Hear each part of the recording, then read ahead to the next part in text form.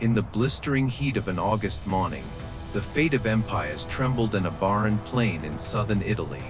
The ash shimmered with dust on destiny. 80,000 Roman soldiers stood shoulder to shoulder, the largest army the Republic had ever summoned. The Bren's armor glinted under the merciless sun, their standards flooded like golden flames. They believed this day would bring glory. Instead, it would bring ruin. Across the field, a smaller army waited, veterans from Africa, Spain, and Gaul. Men who had crossed mountains on rivers for one man, Hannibal Barca. To his enemies, he was a ghost of terror. To his soldiers, he was a gid of war, calm, calculating, and born to defy Rome itself. What would unfold here at Cannae would not be a battle, but an execution, a symphony of death conducted by genius. In one day, Hannibal would rewrite the art of warfare, turning Rome's greatest strength into its greatest weakness. By nightfall, the soil would drink the blood of 70,000 men, and from that crimson earth would rise a legend of brilliance and brutality, courage and catastrophe, that would echo through history for more than 2,000 years. This is the story of Cannae, where ambition met annihilation, and the Roman Republic faced its darkest day. If stories like this move you, tales of courage, genius, and the turning points that shaped our world, take a moment to like this video, subscribe, and join our journey through time. Because every click helps us bring forgotten history back to life, and every story deserves to be remembered. Long before the dust rose over Cannae, a shadow had already fallen across Rome. For 2 years, the unthinkable had happened. The invincible legions of the Republic were being hunted, ambushed, destroyed not by kings or gids, but by a single man from Carthage. Hannibal Barca, the son of a general, the heir to a vow. As a boy, he had stood before his father, Hamilcar, and sworn eternal hatred toward Rome. That promise had carried him across the snows of the Pyrenees, through the frozen passes of the Alps, and into the beating heart of Italy, an Odyssey so impossible that even his enemies whispered his name with awe. The world of 216 BC was a crucible of empires. Rome, the rising colossus, ruled by discipline and iron. Carthage, the merchant city of the sea, ruled by wealth and cunning. Their rivalry was not born in a single year, but forged through generations, a duel between ambition and revenge. In the early days of this Second Punic War, Rome had met Hannibal head-on, and paid in rivers of blood. At Trebia, his army lured the Romans into an icy death trap, slaughtering thousands in the freezing waters. At Lake Trasimene, he struck again, a ghost in the morning fig, destroying yet another Roman army so completely that the hills ran red for days. 50,000 Romans had fallen, and still, Hannibal marched in. But Rome did not kneel. Under the steady hand of Quintus Fabius Maximus, the delayer, the Republic learned patience. Fabius shadowed Hannibal, cut his supplies, harassed his forages, and refused open battle. He traded pride for survival, time for endurance. It was strategy by attrition, clever, calculated, but unbearable for a nation raised in conquest. For Rome was not built to wait. The people demanded vengeance. The Senate demanded action. The gids, they said, demanded blood.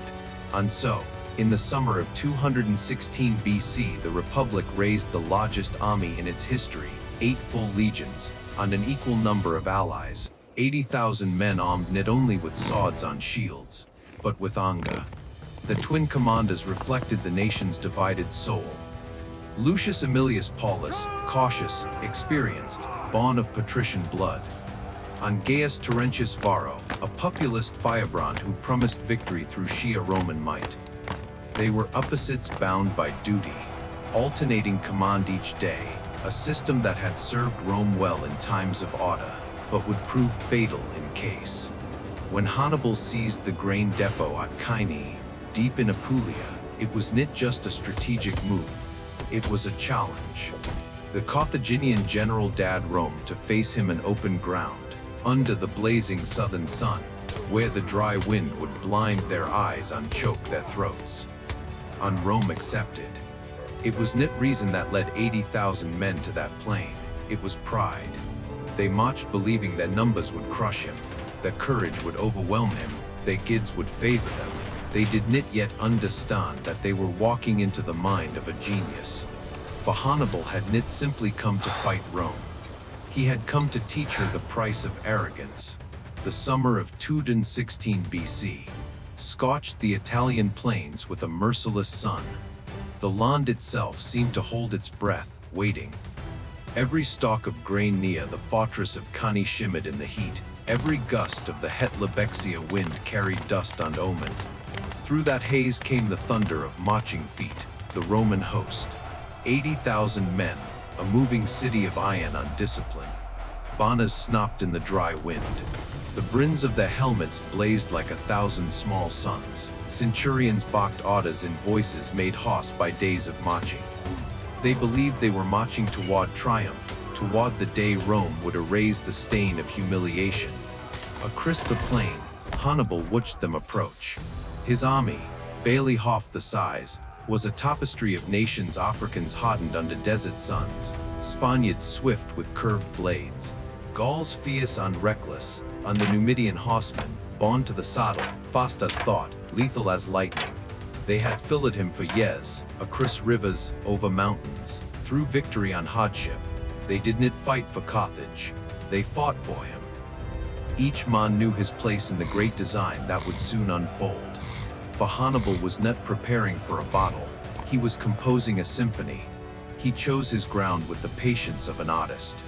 To the north ran the river Aufidus, anchoring one flank and limiting Roman maneuver. To the south stretched open plains, perfect for cavalry. And the sun, that brutal August sun, would rise behind the Carthaginian lines, forcing the Romans to fight with its blinding glare and the choking dust of the wind in their faces. Every element of nature would serve him. Even the air would become a weapon. In the Roman camp, tension simmered. It was Varro's day to command, and he burned for glory. He saw the enemy's smaller numbers, the strange crescent shape of their line, and mistook it for weakness. He wanted to strike hard, crush fast, end Hannibal's legend in a single morning. His commander, Paulus, counseled restraint. He saw what Varro could knit, the perfection of the enemy's calm.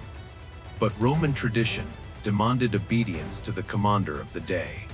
And so, against every instinct of prudence, 80,000 Romans prepared to meet 40,000 veterans in open combat. In Hannibal's camp, a different ritual unfolded. The Carthaginian general walked among his men, speaking not from a dais but face to face, in their own tongues. To the Spaniards, he promised gold and glory. To the Gauls, revenge against the arrogant Romans who had once enslaved their tribes. To the Africans, he spoke as a son of Carthage, reminding them of their ancestors who had ruled the seas. His words bound them together, knit by nation, but by faith in him. Hannibal's officers, Hasdrubal with the heavy cavalry, Mahabal with the nimble Numidians, and the African veterans who had fought beside him since Saguntum, knew every beat of the plan. The center would yield, the flanks would hold, the cavalry would encircle. It was not bravery that would win the day, it was geometry. As dawn approached, the sky glowed with the color of molten copper. The Carthaginian soldiers checked their weapons in silence. Roman horns answered across the plain, deep, resonant, confident. The ground trembled under the tramp of disciplined feet. When the first light spilled over the horizon, both armies stood arrayed, two worlds facing each other. Rome, disciplined, proud, innumerable. Carthage, cunning, agile, and ready. Between them lay a dusty strip of earth that would soon become a graveyard. Hannibal looked across that field and saw not 80,000 men, but 80,000 opportunities. He knew that once the Romans advanced, the pride would drive them forward, and their numbers would crush them from within. He raised his hand, a simple gesture that set history in motion. The Battle of Cannae had begun. The sun climbed higher, cruel and pitiless. By mid-morning, the plain of Cannae shimmered like a furnace. From horizon to horizon, the air was alive with dust, heat, and tension. 80,000 Romans stood in formation, a sea of brims and scarlet. Their shields overlapped, forming a living wall of iron. Their banners, the golden eagles of the legions, glowed in the haze like symbols of divine power. It was an army that believed itself unstoppable. Across the field, Hannibal's men waited in silence. Their armor was mismatched, the banners foreign, their tongues divided, but their purpose was one. Hannibal rode the line slowly, his calm presence like a blade through fear. He looked upon each formation, the Spaniards in the center, the Gauls beside them, the Africans crouched in either wing, unsaw knit men, but instruments in a masterpiece. Then, the trumpets sounded. The Roman legions advanced. The ground shook beneath the weight of 80,000 marching feet. Shields lucked, spears lured. They moved as a single organism of war.